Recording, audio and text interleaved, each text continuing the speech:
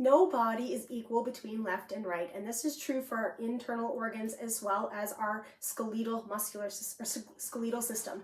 So in a typical asymmetry, what we find is that this left pelvis, so here's our ilium, these little wings, this is our sacrum here, okay, with our tailbone at the bottom, and then this is to represent our lumbar spine. So I want you to pay attention to what happens to our sacrum here when I put my pelvis into that typical asymmetry.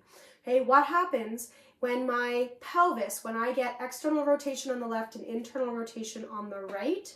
Let me get this right. Okay, notice how the sacrum turned right. Even though I could square up my hip bones like I do when I get in the hack, I could square up my hip bones, okay, but my sacrum, just like a dog uses this like a rudder, my sacrum still ends up turned to the right. So one of the things that we can do is use an offset squat to help us practice helping to internally rotate in the left hip and I get a little external rotation in the right hip. Not to the point that we're exaggerating to the left now, but to bring us back into the middle and most importantly, square up that sacrum. Okay, so here we go. We're going to bring a offset squat, and I like to raise my heels up. So if you don't have foam pieces to raise your heels up, you could roll up a towel, you could prop up a 2x4 or something. And I've got these two pieces offset, so my toes are still going to be on the ground, but I've got my right foot, almost a big toe, maybe a little bit longer than a big toe, in front.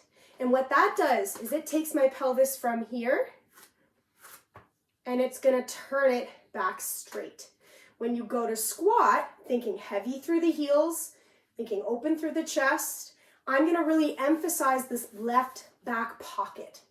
And that's going to allow me to be a little bit more square. Teach my body how to A, stay square, B, open up through the left posterior pelvic floor, and C, give us some stability through the right. So it's teaching me how to square my pelvis back forward. And I know it's going to feel weird. I spent years and years and years going, I can't do something one way and not do it the other way. But in reality, if my pelvis is already turned right, which in a curling body, you might see this from behind in the hack. Okay, they're going to get into the hack like this. Okay, they're going to get down, they're going to square themselves up, they're going to get into the hack like this. And then they rotate their shoulders to offset that. When they come back, hips are still turning right, that's sacrum. Think about how the sacrum is turning right.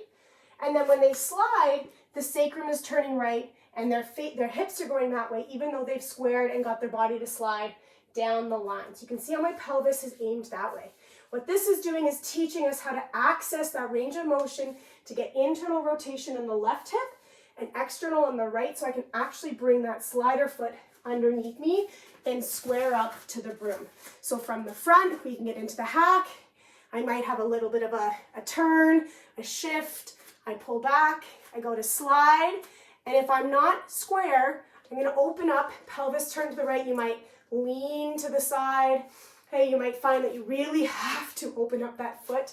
And if you open up that foot, guess what? It makes it very hard to turn back left.